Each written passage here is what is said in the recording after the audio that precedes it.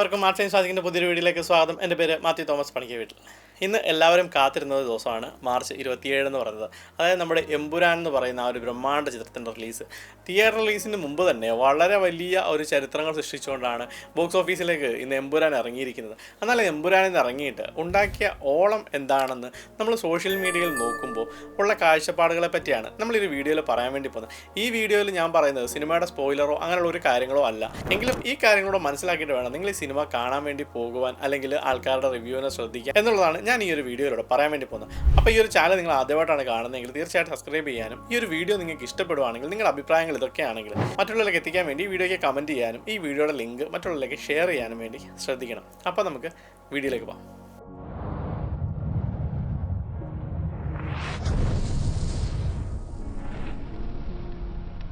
പൃഥ്വിരാജ് സുകുമാരൻ എന്ന് പറയുന്ന ഒരു ഡയറക്ടറുടെ കീഴിൽ ഇറങ്ങിയ ഒരു പടമായിരുന്നു ലൂസിഫർ എന്ന് പറഞ്ഞത്. അപ്പോൾ ലൂസിഫറിൻ്റെ 2ാം പാർട്ടാണ് എമ്പുരാൻ. അപ്പോൾ ഇതെല്ലാം കാര്യങ്ങളെല്ലാം നിങ്ങൾക്ക് എല്ലാവർക്കും അറിയാവുന്നൊരു കാര്യമാണ്.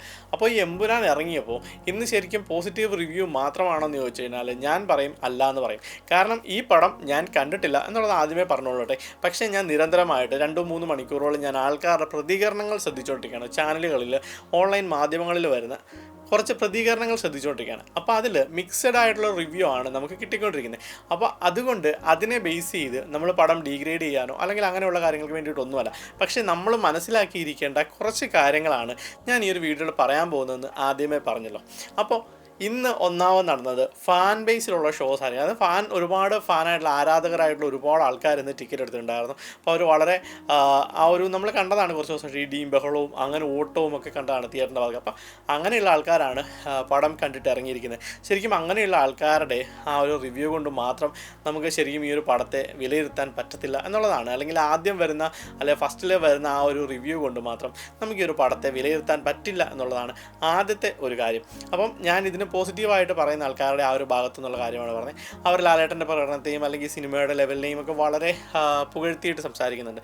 ശരിക്കും നമുക്ക് ഫാൻസ് എന്ന് പറയുന്ന ആൾക്കാരുടെ ആ ഒരു സംസാരത്തിൽ നിന്ന് നമുക്ക് അങ്ങനെ എടുക്കാൻ പറ്റില്ല. എന്നാൽ ഈ സിനിമയെ ഇകഴ്ത്തി പറയുന്ന ആൾക്കാരുമുണ്ട്, ഈ സിനിമ പോരാന്ന് പറയുന്ന ഒരുപാട് ആൾക്കാരുണ്ട്. അപ്പോൾ അവരുടെ ഭാഗത്ത് നോക്കുകയാണെങ്കിൽ നമ്മൾക്ക് എന്തൊക്കെ കാര്യങ്ങളാണ് നമ്മൾ നോക്കേണ്ടതെന്നുള്ളതാണ് ഈ ഒരു വീഡിയോയിലൂടെ നോക്കാൻ വേണ്ടി പോകുന്നത്. അവരുടെ ഭാഗത്ത് നോക്കുമ്പോൾ അവരുടെ പ്രതീക്ഷകൾ കുറച്ചുകൂടെ വലുതായിരിക്കാം, അല്ലെങ്കിൽ അവർക്ക് ശരിക്കും സിനിമ കാണാൻ പറ്റില്ല. അങ്ങനെ കുറേ കാരണങ്ങൾ ഈ ഒരു സിനിമയുടെ കാര്യത്തിൽ വേണ്ടി പറയാനുണ്ട്. അപ്പോൾ നമുക്ക് ഓരോരോ ഫാക്റ്റായിട്ട് നമുക്ക് നോക്കാം. അപ്പോൾ ഞാൻ പടം കണ്ടിറങ്ങിയ എൻ്റെ 2-3 സുഹൃത്തുക്കളോടൊക്കെ ഞാനിങ്ങനെ ചോദിച്ചു എങ്ങനെയുണ്ടായിരുന്നു പടം എന്ന് ചോദിച്ചു. അപ്പോൾ അവർക്ക് ആ പടത്തിനെ പറ്റി നല്ല അഭിപ്രായമാണ് അറിയാൻ വേണ്ടി കഴിഞ്ഞത്. അപ്പോൾ അവർ നല്ല അഭിപ്രായം പറയുന്നുണ്ട്. അവരെന്നാൽ വലിയ മോഹൻലാൽ ഫാനോ ഒന്നുമല്ല, എങ്കിലും അവർ അത്യാവശ്യം സിനിമയെ സ്നേഹിക്കുന്ന, നല്ല സിനിമകൾ ഇറങ്ങണമെന്ന് ആഗ്രഹിക്കുന്ന 2-3 സുഹൃത്തുക്കൾ. അപ്പോൾ അവരോട് ചോദിച്ചപ്പോൾ പടം നല്ല പടമാണ്, ആൾക്കാർക്ക് ഇഷ്ടപ്പെടും എന്നുള്ള രീതിയിലാണ് അവർ തന്നത്. അപ്പോൾ നമുക്കതൊരു ജെനുവിൻ റിവ്യൂ ആയിട്ട് എടുക്കാം.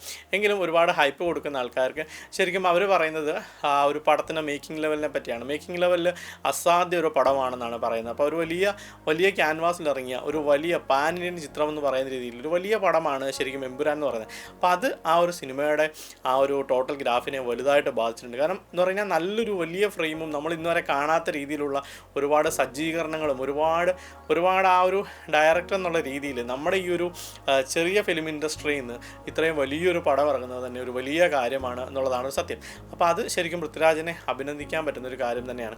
പിന്നെ കൊടുത്തിരിക്കുന്ന ഹൈപ്പും അതിനനുസരിച്ചുള്ള ഷോട്ടുകളും അതിനനുസരിച്ചുള്ള ആൾക്കാരെ പ്ലേസിങ്ങും ഒക്കെ വളരെ കൃത്യമാണെന്നൊക്കെയാണ് ഒരുപാട് റിവ്യൂസ് വരുന്നത്. ഫാൻ ഷോ അല്ലെങ്കിൽ ഫാൻസ് എന്നുള്ള ആൾക്കാരെ നമുക്ക് മാറ്റി നിർത്തിയാൽ പോലും വളരെ നല്ല റിവ്യൂസ് ഒരുപാട് വരുന്നുണ്ട്. കാരണം പടം ആൾക്കാർ ഒരുപാട് എക്സ്പെക്റ്റ് ചെയ്തിരുന്നതാണ്. അപ്പോൾ അവർ എക്സ്പെക്റ്റ് ചെയ്തിരുന്നത് കൊണ്ട് തന്നെ ആ ഒരു ഫലം അവർക്ക് കിട്ടി എന്നുള്ളതാണ് അവർ പറയുന്നൊരു കാര്യം. അവരെ സംബന്ധിച്ച് ആ ഒരു മുടക്കിയ പൈസയ്ക്ക് അല്ലെങ്കിൽ ആ ഒരു കാത്തിരിപ്പിന് ഫലം കണ്ടു എന്ന് പറയുന്ന രീതിയിൽ ഒരു വലിയ നല്ല റിവ്യൂ ഉള്ളൊരു പടമായിട്ടാണ് അവരെ കാണുന്നത്. ലൂസിഫറിനെക്കാട്ടിലും മുകളിൽ, അതായത് ലൂസിഫറിനെക്കാട്ടിൽ ഒരു പടി മുകളിലാണ് ഈ പടം നിൽക്കുന്നത് എന്നുള്ളതാണ് അവർ പറയുന്ന ആ ഒരു കാര്യവും. കാരണം ലൂസിഫറിൻ്റെ അത്രയും ഒരു മാസ് ഡയലോഗുകൾ ശരിക്കും പറയുന്നതിനകത്തുണ്ടോ എന്ന് ചോദിച്ചു കഴിഞ്ഞാൽ കാണില്ല. പക്ഷേ അതിനെക്കാട്ടിലും കഥ കൊണ്ടും അല്ലെങ്കിൽ അതിൻ്റെ ആ ഒരു ഇതിവൃത്തം കൊണ്ടും ഒക്കെ വളരെ മുകളിൽ നിൽക്കുന്നൊരു പടമായിട്ടാണ് എമ്പുരാൻ എന്ന സിനിമയെ അവർ പറഞ്ഞുകൊണ്ടിരിക്കുന്നത്. അപ്പോൾ അതൊരു വാസ്തവമാണെന്ന് നമുക്ക് മനസ്സിലാവും. കാരണം ഇത്രയും വലിയ ഒരു ഡീറ്റെയിലിങ്ങും ഇത്രയും വലിയ ആ ഒരു സ്റ്റോറി മേക്കിങ്ങും ഉള്ളൊരു പടം തന്നെയാണ് എമ്പുരാൻ എന്നുള്ള കാര്യത്തിൽ നമുക്ക് തീർച്ചയായിട്ടും സംശയമൊന്നുമില്ല. അപ്പോൾ ആ ഒരു സംശയം ഇല്ലാത്തതുകൊണ്ട് ശരിക്കും പറഞ്ഞാൽ ആ പടത്തിന് അതിൻ്റേതായിട്ടുള്ള മൂല്യമുണ്ടാകും എന്നുള്ളത് തീർച്ചയാണ്. അപ്പോൾ നമ്മൾ ആ ഒരു പടത്തെ ഒരു നല്ല പടം എന്നുള്ള രീതിയിൽ തന്നെയാണ് സമീപിക്കുന്നതും ഒരു വിജയ ചിത്രം എന്നുള്ള രീതിയിൽ തന്നെയാണ് എമ്പുരാൻ എന്ന സിനിമയെ നമ്മൾ കാണുന്നതും. എന്നാൽ നെഗറ്റീവ് റിവ്യൂ പറയുന്ന ആൾക്കാർ അല്ലെങ്കിൽ ഫാമിലി ഓഡിയൻസ് എന്ന് തോന്നുന്ന കുറേ ആൾക്കാർ അതിൽ കൊള്ളില്ല എന്നൊക്കെ പറയുന്നുണ്ട്. അപ്പോൾ നമുക്ക് അവരുടെ ഭാഗം കൂടി ഒന്ന് നോക്കാം.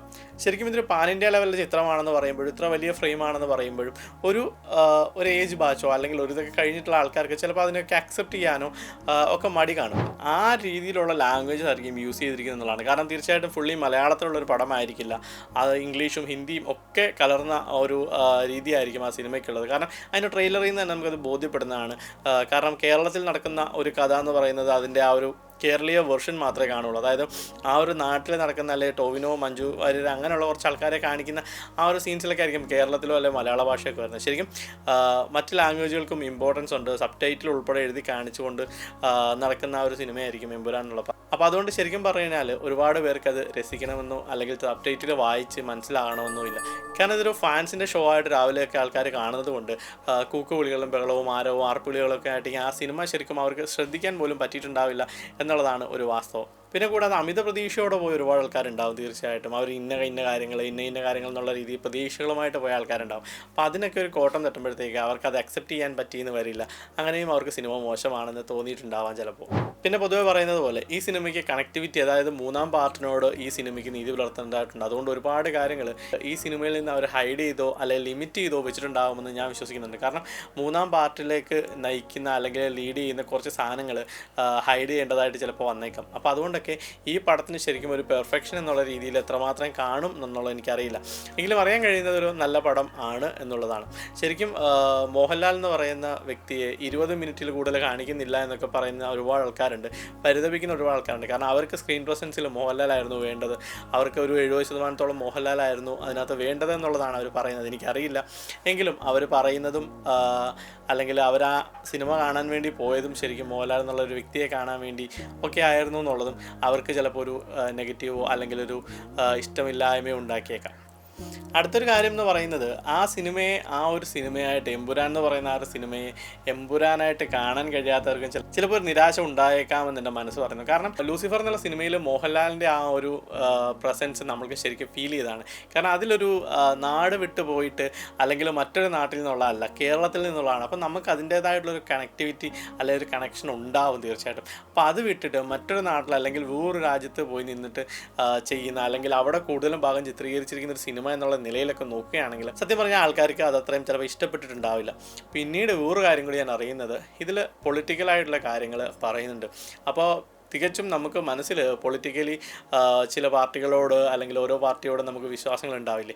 അപ്പോൾ ആ ഒരു വിശ്വാസത്തെ ഹനിക്കുന്ന എന്തെങ്കിലുമൊക്കെ കാര്യം നിങ്ങളോ നിങ്ങളുടെ പാർട്ടികളോ അങ്ങനെയുള്ള കാര്യങ്ങളെയൊക്കെ പറ്റി ഹനിക്കുന്ന ചില കാര്യങ്ങളൊക്കെ ചിലപ്പോൾ അതിൽ കേട്ടിട്ടുണ്ടാവാമെന്ന് ഞാൻ പ്രതീക്ഷിക്കുന്നു. അപ്പോൾ അങ്ങനെയുള്ള കാര്യങ്ങൾ കേട്ടാലും ചിലപ്പോൾ നമുക്ക് ആ സിനിമയോടുള്ള ഇഷ്ടം മാറാൻ ചാൻസ് ഉണ്ട്. കാരണം ഇങ്ങനെ ഒരുപാട് ഫാക്റ്റ് ഉണ്ട് ഒരു സിനിമയെ ശരിക്കും ഇഷ്ടമില്ല അല്ലെ ഇഷ്ടപ്പെട്ടില്ല അല്ലെ പോരാ എന്നൊക്കെ പറയാൻ. പക്ഷേ ഒരു സിനിമ അതിൻ്റെ പിന്നിൽ പ്രവർത്തിക്കുന്ന ഓരോ ഷോട്ടും അല്ലെങ്കിൽ ഓരോ കുഞ്ഞു കാര്യങ്ങൾ പോലും എന്തുമാത്രം എഫേർട്ട് എടുത്തിട്ടാണ് ഒരു മേക്കർ അതിനെ ഉണ്ടാക്കുന്നതെന്ന് എത്രമാത്രം പേർക്ക് അറിയാം എന്നുള്ളത് എനിക്കറിയില്ല.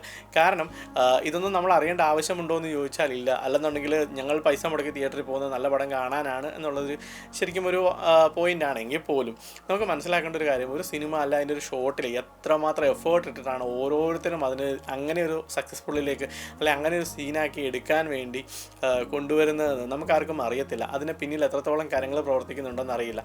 അപ്പോൾ അങ്ങനെയൊക്കെ ഒരുപാട് കാര്യങ്ങളുണ്ട് നമ്മൾ മനസ്സിലാക്കാത്തതും.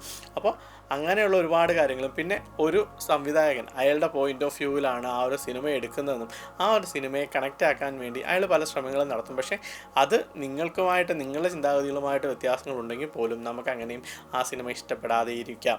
അപ്പോൾ അങ്ങനെ ഇങ്ങനെ ഒരുപാട് കാരണങ്ങളുണ്ട് എന്നുള്ളത് ഞാൻ വിശ്വസിക്കുന്നു. എങ്കിലും ഓവറാൾ ഒരു നല്ല പടമാണെന്നൊരു എല്ലാവർക്കും പോയി കാണാൻ പറ്റുന്ന അല്ലെങ്കിൽ ക്രൗഡ് പുള്ളറായിട്ട് ഈ ഒരു വരുന്ന ഒരു മാസത്തേക്ക് അല്ലെങ്കിൽ കുറേയധികം ദിവസത്തേക്ക് തിയേറ്ററിനെ പിടിച്ചു കുലുക്കാൻ പറ്റുന്നൊരു സിനിമയാണ് എമ്പുരാൻ എന്നുള്ള കാര്യത്തിൽ ഒരു സംശയമില്ലെന്നാണ് ഞാൻ പ്രതീക്ഷിക്കുന്നത്. പക്ഷേ നിങ്ങൾ പോകുമ്പോൾ ഓവർ ഹൈപ്പ് കൊടുക്കാതിരിക്കുക. ഈ മീഡിയാസൊക്കെ ഒരുപാട് ഓവർ ഹൈപ്പ് കൊടുത്തിട്ട് അവരുടെ ടിക്കറ്റുകൾ കാര്യങ്ങളെല്ലാം വളരെ വേഗത്തിൽ വിറ്റ് പോകാനും വലിയ റെക്കോർഡുകൾ ഉണ്ടാക്കാനും ഒക്കെ സാധിച്ചു എന്നാണ് അറിയപ്പെടുന്നത്. പക്ഷേ അവരുടെ നേട്ടത്തിലേക്ക് അവർ ഗ്രാജുവലി എത്തി. എങ്കിൽ പോലും ഈ ഓവർ ഹൈപ്പുകൾ കണ്ട് അല്ലെങ്കിൽ ഈ പ്രൊമോഷൻസ് കണ്ട് നമ്മൾ ആ സിനിമയ്ക്ക് ഒരു വലിയ പ്രൊമോഷൻ കൊടുത്ത് പോകരുത് എന്നുള്ളതാണ് പൃഥ്വിരാജും മമ്മൂക്കയും ഒക്കെ ആദ്യമേ പറഞ്ഞത്. ഒരു ചെറിയ പടം എന്നുള്ള രീതിയിൽ പറഞ്ഞു. കാരണം നിങ്ങൾ ആ ഒരു ചെറിയ പടം എന്നുള്ള കോൺസെപ്റ്റിൽ ആ പടത്തെ മനസ്സിൽ കണ്ട് തിയേറ്ററിലേക്ക് പോകാവുള്ളൂ. അപ്പോൾ നിങ്ങൾക്കൊരു വലിയ വിരുന്ന് ലഭിക്കും. എന്നാൽ നിങ്ങളൊരു വലിയ ബ്രഹ്മാണ്ഡ ചിത്രം പ്രതീക്ഷിച്ച് പോയാൽ ആക്ച്വലി നമുക്ക് അത്രയും ചിലപ്പോൾ ലഭിച്ചെന്ന് വരില്ല. കാരണം നമ്മുടെ ഇൻഡസ്ട്രി അത്ര ചെറുതാണ്. ആ ഒരു ചെറിയ ബേസ്മെൻറ്റിൽ നിന്നാണ് ഇത്രയും വലിയ പടങ്ങൾ നിർമ്മിക്കുന്നത് എന്നുള്ളത് അതിശയം ഉണ്ടാക്കുന്ന കാര്യങ്ങളാണ്. അപ്പോൾ ഈ ഒരു അഭിപ്രായങ്ങളോ ഈ ഒരു കാര്യങ്ങളോ നിങ്ങൾക്ക് കറക്റ്റ് ആണെന്ന് തോന്നിയിട്ടുണ്ടെങ്കിൽ തീർച്ചയായിട്ടും നിങ്ങൾ മറ്റുള്ള കൂട്ടുകാരിലേക്ക് ഇത് ഷെയർ ചെയ്യണം. തീർച്ചയായിട്ടും നിങ്ങളുടെ ആ ഒരു പോയിന്റ് ഓഫ് വ്യൂ ഈ പടത്തിനെ പറ്റിയുള്ളത് സ്പോയിലർ അല്ലാത്ത കാര്യങ്ങൾ, അതായത് ഇന്ന ആളാരാണെന്നോ അല്ലെങ്കിൽ ഇന്ന ക്യാരക്ടറിൽ വരുന്ന ആരാണോ അങ്ങനെയുള്ള കാര്യങ്ങളൊന്നും നിങ്ങൾ ദയവ് ചെയ്ത് പങ്കുവെക്കരുത്. ബാക്കിയുള്ള കാര്യങ്ങൾ നിങ്ങൾ ഈ ഒരു വീഡിയോയുടെ താഴെ എഴുതിയിടാൻ വേണ്ടി ശ്രമിക്കുക. കാരണം അങ്ങനെ എഴുതുമ്പോൾ മറ്റുള്ളവർക്ക് ആ ഒരു സിനിമയെപ്പറ്റി കറക്റ്റായിട്ടുള്ളൊരു അവബോധം കിട്ടും. അപ്പോൾ അങ്ങനെയുള്ള കാര്യങ്ങൾ കമൻറ്റായിട്ട് പോസ്റ്റ് ചെയ്യാനും വേണ്ടി ശ്രദ്ധിക്കുക. അപ്പോൾ അടുത്തൊരു വീഡിയോയിൽ കാണുന്നവരെ നന്ദി, നമസ്കാരം.